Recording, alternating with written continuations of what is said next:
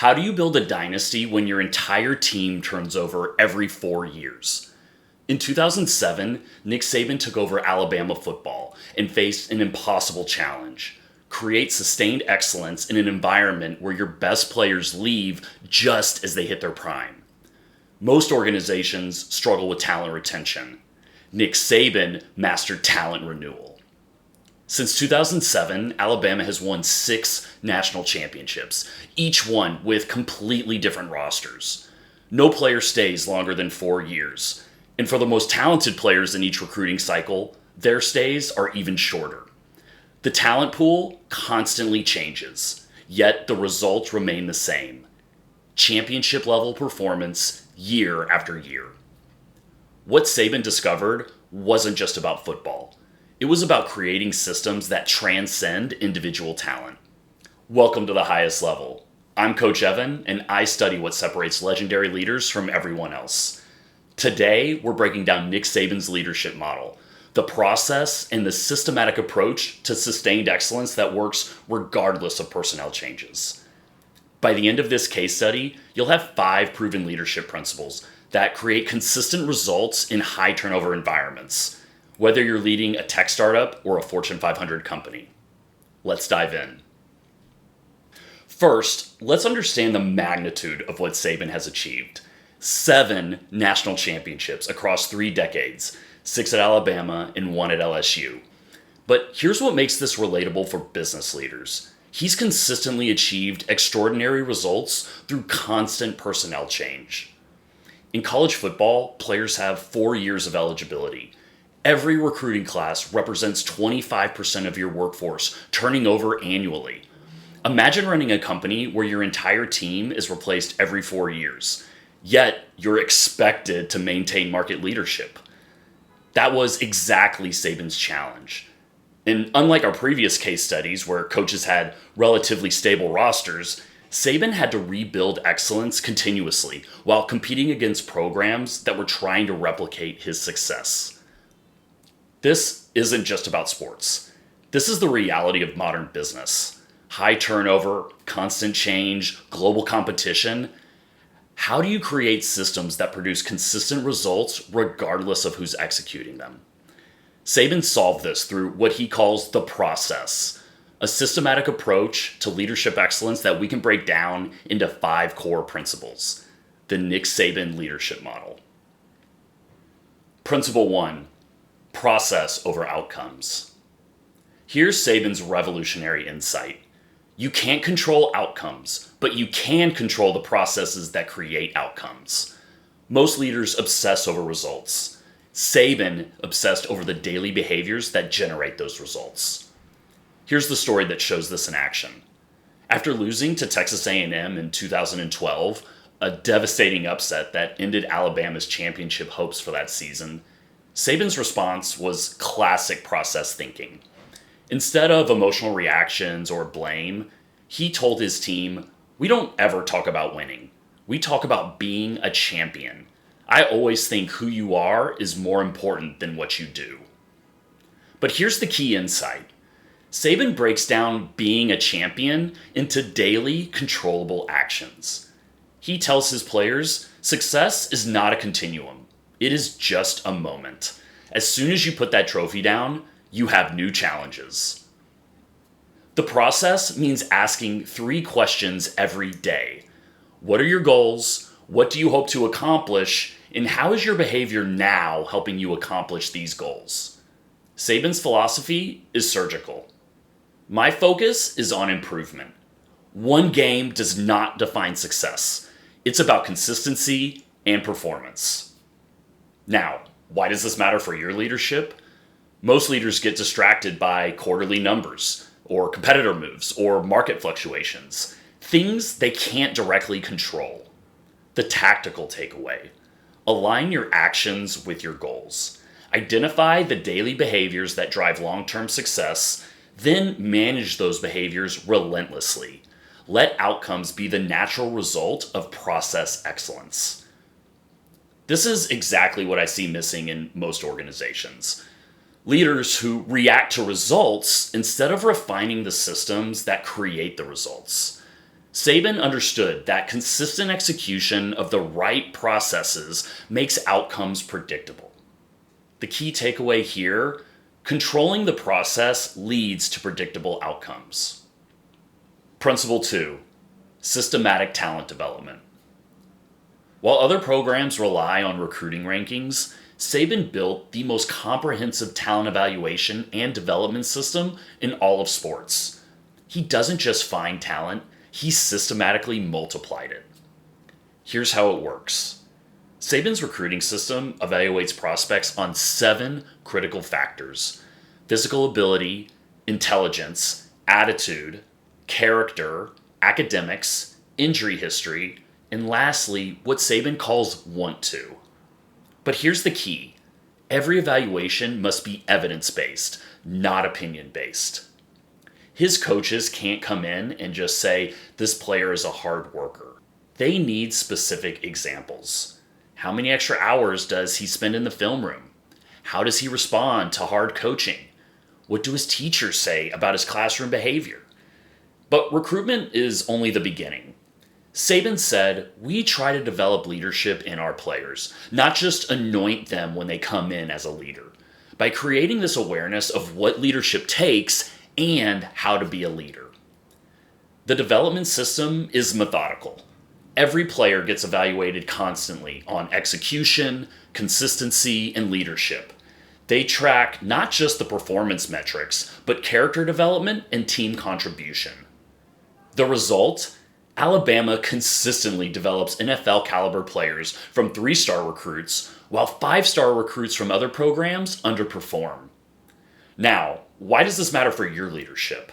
Most organizations either hire based on gut feelings or assume that great talent will automatically produce great results. The tactical takeaway: make character a competitive advantage. Create objective evaluation criteria for every role. Develop systematic training programs, and measure both performance and character development continuously. This is what separates sustainable organizations from flash-in-the-pan success stories.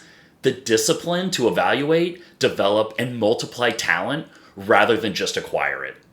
Saban proved that systematic development beats natural talent every time. The key takeaway here: systematic character development beats natural talent. Principle 3: relentless adaptation while maintaining core values. Here's Nick Saban's most underestimated skill. He's completely transformed his approach multiple times while never changing his core principles. Most leaders either resist change or they abandon their values when adapting. Let's look at this evolution. Saban started his coaching career as a defensive coach in the early 1980s. His early Alabama teams were built around dominant defense and ball control. But when spread offenses began dominating college football, he didn't resist, he evolved. By 2018, Alabama was running one of the most explosive offenses in college football. Same coach, same principles, completely different tactics. How? Saban separated his core values from his methods. His core values never changed. The process, team-first mentality, discipline, continuous improvement, all of these remain the same. But his methods, they evolved constantly. Recruiting strategies, offensive philosophy, practice structure, even communication styles with different generations of players. The evolution was systematic. When Saban saw teams like Oregon and Texas A&M having a lot of success with spread offenses, he didn't dismiss them as gimmicks. He studied them, hired coaches who understood those systems, and adapted his program. But here's the key. He made sure that the new systems aligned with his core principles. Fast-paced offense? Great, but players still had to execute the fundamentals perfectly. Spread formations? Perfect, but everyone still had to understand their role and execute it with precision. The result? Alabama stayed ahead of trends, while competitors struggled to adapt or lost their identity trying to change. Now, why does this matter for your leadership? Most leaders either become dinosaurs who resist necessary change, or they lose their identity by chasing every trend. The tactical takeaway.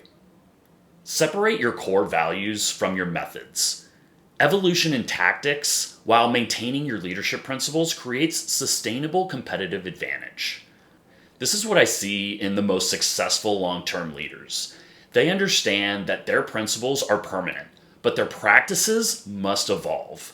Saban mastered the balance between consistency and adaptation. The key takeaway here: evolve your methods, never your principles. Principle 4. Vision-driven culture with defined standards. Saban didn't just create football teams. He created environments where excellence became inevitable. His vision went beyond winning games to developing people who succeeded in life. Here was his vision: create an atmosphere and environment where our players have a chance to be successful in life because they were involved in the Alabama football program. Such a powerful vision to create for young players. But his vision without standards is just inspiration. Saban defines exactly what this means to his players. Respect and trust for the principles and values of the program. Demonstrate work ethic and discipline. Show perseverance and ability to overcome adversity. And take pride in performance. These aren't just motivational posters. They are measurable behaviors. Players know exactly what's expected academically, socially, and athletically. Saban tracks everything from class attendance to weight room performance to community involvement. The culture reinforcement was constant. Saban brought in speakers like Kobe Bryant, Michael Jordan, and Charles Barkley, not to talk about their talent or accomplishments, but to talk about their work ethic and their mindsets. When Kobe spoke to the team, he emphasized that scoring 60 points in his final game required working out 8 hours a day for 365 days a year. But here's Saban's genius. He makes culture development competitive. Practice isn't just about improving individual skills, it's about competing to see who can best embody the program's values under pressure. The result? Players don't just perform for Saban. They hold each other accountable to the standards because they've bought into the vision. Now, why does this matter for your leadership? Most organizations either have vague visions that don't translate to daily behaviors, or detailed rules without inspiring purpose. The tactical takeaway. Create a compelling vision that connects to people's personal growth. Then, define specific behaviors that demonstrate commitment to that vision. This is exactly what I see in high-performing organizations. Clear vision combined with precise standards that everyone understands and owns. Saban proved that people will embrace demanding standards when they see how those standards serve for their own development. The key takeaway here: clear vision plus precise standards equals owned excellence. Principle 5. Controlling the Controllables. Saban's most practical leadership tool is his obsession with focusing energy only on the things his team can control. This isn't just positive thinking, it's strategic resource allocation. Here's how it works. Before every challenge, Saban has his team identify what they can control versus what they can't control. They can control their preparation, their effort, their attitude, and their execution. They cannot control things like the referees, the weather, injuries, or the opponent's performance. But here's the key insight. Saban doesn't just ignore uncontrollables. He uses his influence to change the narrative around them. When dealing with external criticism or negative recruiting by competitors, he addresses it directly with his team, then redirects the focus to controllable responses. The example that shows this in action is during Alabama's championship runs, they faced constant media attention about the pressures of expectations. Instead of trying to eliminate pressure, Saban reframed it. He said, pressure is something you feel when you don't know what you're doing. When you're prepared, pressure becomes privilege. This thinking extends to game situations. When Alabama falls behind, Saban doesn't panic about the scoreboard. He focuses on the next play execution. When they're ahead, he doesn't celebrate. He focuses on the process that created the lead. The psychological impact is extremely powerful. Players learn to channel their energy into productive actions rather than worrying about focusing on factors beyond their control.